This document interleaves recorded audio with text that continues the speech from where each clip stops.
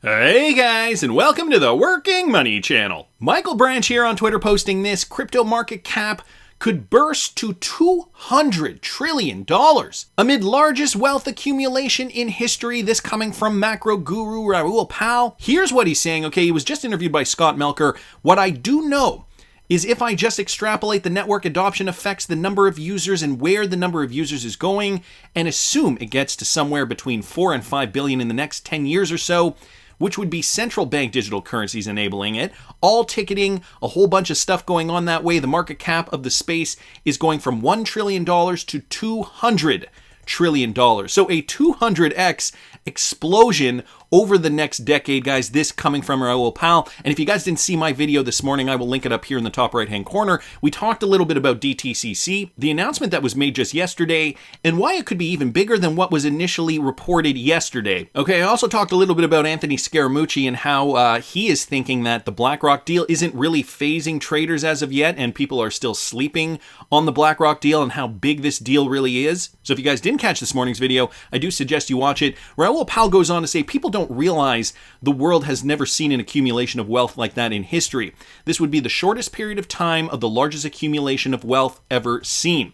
While Powell's extremely bullish on the long-term prospects of crypto, he acknowledges that he could be wrong by a wide margin. He goes on to say, even if I'm wrong, let's say I'm a total moron and I'm wrong by 90%, that still means $20 trillion from $1 trillion, which is still a 20x increase. And what is XRP at right now? If it's trading at 37 cents, multiply that by 20, we are still seeing an XRP of $7.40. Even if he's wrong by 90%, and I think that that is being very, very, very conservative. I don't think it's just going to be a $20 trillion market. It certainly is going to grow by leaps and bounds, considering all the adoption we're seeing. And let's not forget, BlackRock doesn't get into small markets. BlackRock's business is big markets, all the money, basically the entire globe of value. So I wanted to thank Michael Branch here on Twitter just for posting that.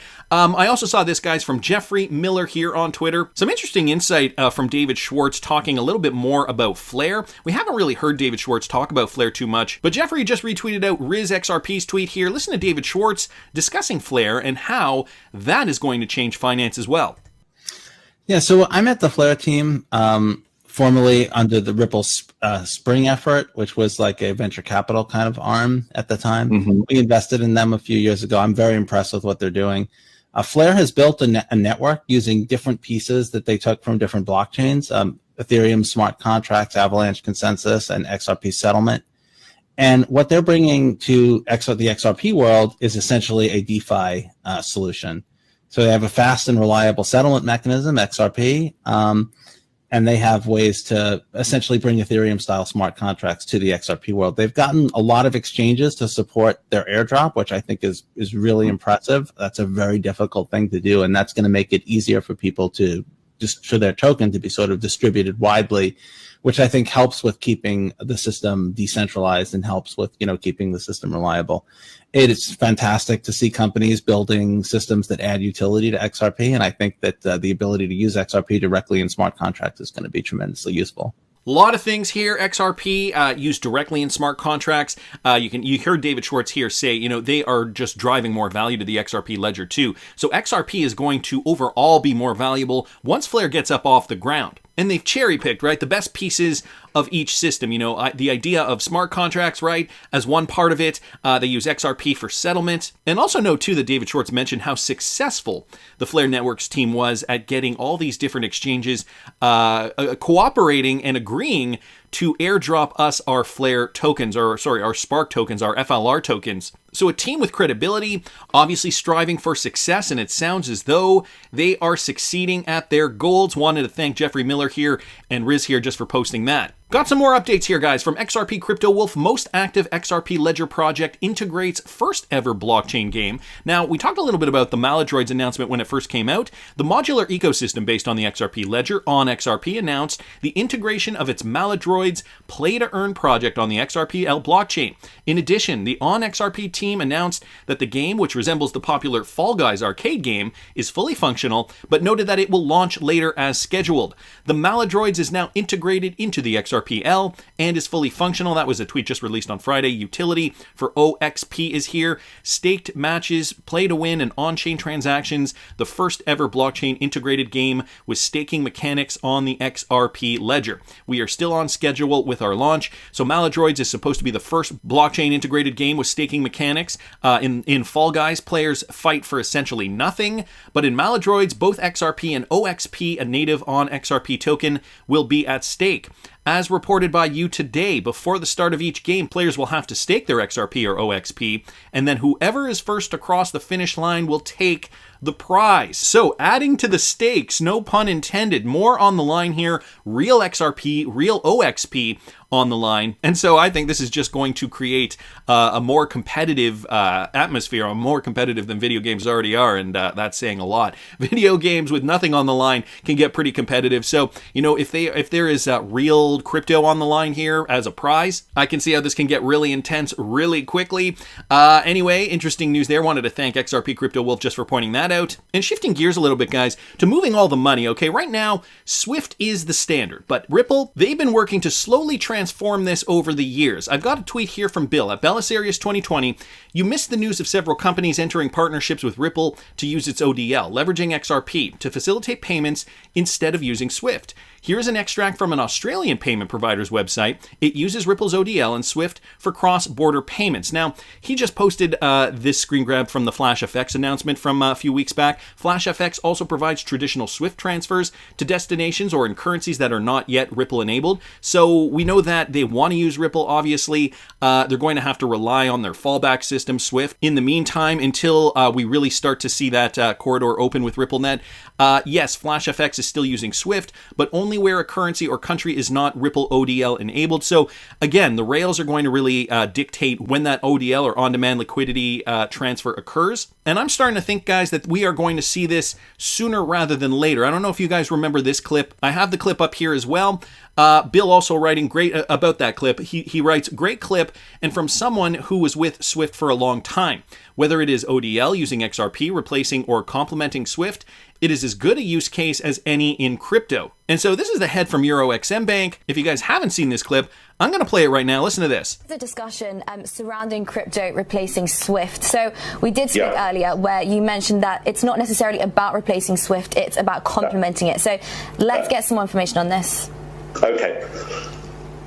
I used to work for Swift. I was Swift for 20 years, so Swift is flowing through my veins. Swift is the preeminent messaging system for the financial industry, which covers, say, payments, FX, trade, in terms of securities, etc., Nostra reconciliations, etc. What we're looking with the crypto, though, is where Swift would have a store and forward system for most of its payment transactions, where you need service level agreements that in a certain time I will do something, the payment turns up at a certain time during the day.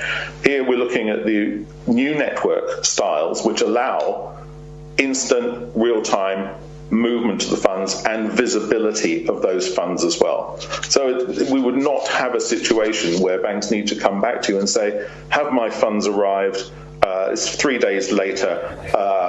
I need to find out or find query messages moving around the network. There's nothing like that. I don't believe Ripple is going to replace Swift. Ripple is one of the complementary networks which is going to allow those institutions who need real time to make use of that. And I think we're also seeing that Swift are changing their network capability so that real time will be a possibility as well. But we may also see Ripple XRP moving across the Swift network as a currency when we're perhaps using something like FX. Now, so, I just slightly moving on for a second. Because I was trying to remember that guy's name. It's Graham Bright, okay, CEO at EuroXM Bank. So you guys heard what he said there. XRP may eventually actually run through Swift. Again, this is an older clip, but I think it highlights something really important that could be happening today. We know Swift, again, was the incumbent system, has been moving all the money for about 50 years now. Ripple and XRP are going to be a game changer once we see an ISO 20022 standard enter the financial system, and that's supposed to be implemented, at least it's supposed to start this November. Okay, so a few interesting points that I wanted to bring up. Bill at Belisarius also pointed this out. Okay, great clip from someone who was with Swift for a long time. Whether it is ODL using XRP, replacing or complementing Swift, it is as good as a use case as any in crypto. Anders posted this tweet from David Schwartz way back from 2018. One obvious pivot would be to positioning XRP to settle Swift payments. And if you guys heard in this clip, Graham Bright did say XRP could actually run through Swift at a point, especially if Swift is still the prominent money mover at that time. Anders continues by saying he means Swift messages settle with XRP. Bill points out a great point. The message is the payment communication and the settlement is the exchange of value, which XRP is built to do in seconds. And Anders continues here, I'd like to add to my theory is that in order for Swift payments and XRP ODL to work together in a complementary way, Swift messages need to be upgraded first for this to be possible. And this is exactly what happened. Swift did release their GPI protocol. And also we got to take in consideration ISO 20022 is becoming or will be the standard at a point in time later this year. Now, with this context, let's take a look at this. Talbert XRP saying, funny coincidence. Last week, the EU, the US, Canada, Philippines, South Africa, Brazil, Colombia, New Zealand, and the UN have all moved to harmonized crypto with banking systems. Which countries use ODL, have Ripple offices, or use the XRPL for a land registry? Can't remember. He's being a bit facetious here. And then he points out all these countries that do already have ties to Ripple, like Brazil and Mexico here, the ECB creating a harmonized regulatory framework governing crypto activities and services. Here, the US Fed opens pathways for a crypto banking system. So we have the Fed here. We also have the Philippines, of course, a big Ripple connection there. The UN Trade Conference and Trade Development. They've outlined the risks and costs of cryptocurrencies to developing nations in 3 policy briefs suggesting ways to limit their expansion. Down here, we have another one that has to do with South Africa. T. Holbetic continues by saying, Australia, let's see, what was I thinking about Australia? I feel like there's crypto actively used there. Which one of all the many crypto tokens that I focus on have utility in Australia? Well, we know it is XRP. And then we have this out of the blue. Of course, the Office of the Controller of the Currency, or former Controller of the Currency, Brian Brooks, was speculating on the Ripple SEC lawsuit. Utility obviously adding to this thread saying, I don't believe in coincidences surrounding XRP. We see what is coming. His theory on BRICS nations, which I'm going to get to in a second. But first, I wanted to point this out too, okay? Ian Binns tweeting this out. Algeria, just another country that is looking to join the BRICS nations. So there's the BRICS nations, Brazil, Russia, India, China, and South Africa. Since then, some other countries have wanted to join, like I believe Yemen was one of them. Egypt, I believe, was another one, and there are a few others in the Middle East that are looking to join. I think Saudi Arabia too, looking to join the BRICS nations. Now we've got Algeria wanting to join the BRICS nations. So the BRICS nations are slowly becoming a powerhouse quietly on the other side of planet Earth. The BRICS interest us as an alternative to traditional power centers, the Algerian president said the other day. He said that he suggested that his country, Africa's largest natural gas exporter, could join the BRICS economic group that includes Russia and China. So guys, gas exporter, an important natural resource. Of course, we know Russia also has a lot of gas, but this is going to create a real big problem for the Western countries, namely the ones that support the sanctions on Russia. We've also got Kim.com posting this. The euro is now worth less than the US dollar, while the Russian ruble keeps getting stronger. Let's call it a stupidity tax, brought to you by EU leaders who got lured into suicidal sanctions for this US proxy war. The worst is yet to come, a major economic collapse this winter. I'm sorry. Just bringing up the ruble here against the US dollar on the weekly chart. And you guys can see here, I've even noted on this chart in the past, noted on this chart in the past, the beginning of the war with Ukraine and how it had rebounded by late March. Now look where the ruble is compared to the US dollar. It is slowly climbing. And let's just take a look at the euro real quick to the USD. You guys can see it has slowly been declining over the last several weeks. It was at par 1-to-1 even just as early as last week, but since then, this week it has gone down below par, so right now it's trading at 0.99. Which finally brings me to this, okay? Utility Obviously's theory about Ripple and the BRICS countries. To remind you, SWIFT has been moving all the money for the last 50 years. Now we're starting to see a new trend moving towards distributed ledger technology, and Ripple going to be at the center of this. The USD will soon explode, BRICS carving a path for a new system. Of the BRICS nations and those also seeking to join, most are tied to Ripple through partnerships and central banks. So he lays it all out here, guys. Follow the news. BRICS plans a new international reserve currency.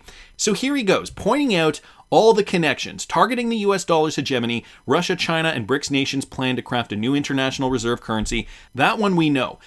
Ripple India, expanding their workforce, senior project manager, numerous CBDC projects. So we know Ripple has huge ties with India, has been tied to India for several years now. Ripple Labs, one of the most prominent crypto companies in the world and the home to the XRP token, is planning to expand its workforce in India. This article was just from back in June of this year. Down here, Qatar National Bank, plus Ripple sending remittances into Turkey. Qatar is another one of those countries that is looking to join the BRICS nations. So here, Qatar National Bank joins RippleNet to further remittances into Turkey. That's just a connection with Ripple there. Saudi Arabia and Ripple, we know that they are also seeking entry into BRICS. So Saudi Arabia's central bank agrees Ripple blockchain deal. So they also have a tie to Ripple. We also have Uruguay looking to join BRICS. RippleNet connections through AstroPay and Focal. So these are all announcements that happen throughout the years. Uruguay, another country that is not only looking to get into the BRICS deal, but also connected to Ripple. UAE looks to join BRICS. And RippleNet is connected in the United Arab Emirates as well. UAE-based money transfer firm announces partnership with RippleNet back just a couple of days ago, August 21st, 2022. Here we go. Brazil now connected to RippleNet too. Ripple unveils crypto on-demand liquidity service provider in Brazil with Travelex. We heard about that announcement last week. And also here, breaking RippleNet in South Africa. Ripple partner Mercury FX accepts into first cohort of a South African regulatory sandbox. That was from last year, 2021, April 2021. We also have Egypt. They are looking to get into BRICS, and they are also connected with RippleNet. Egypt's largest bank joins Ripple network for cross-border payments. Guys, it goes on and on. Bangladesh looking to get into BRICS, and they are also connected to RippleNet. Bcash and Mobile Money connect through RippleNet to power wallet-to-wallet remittances. This has to do with Bangladesh and their connection with RippleNet. And China, there are a few RippleNet corridors there as well. So Ripple definitely wants to target China with its blockchain-based payment tech. I don't know if we have many confirmations on that yet. Nevertheless, I think we see where this trend is going. Aside from Russia, the BRICS nations and those favorable to join all have the ability to easily connect to each other through RippleNet. Through a central bank or ODL provider, each country can make cross-border payments faster and cheaper than SWIFT. All of this is happening at a time when the US financial system is on the edge of collapse.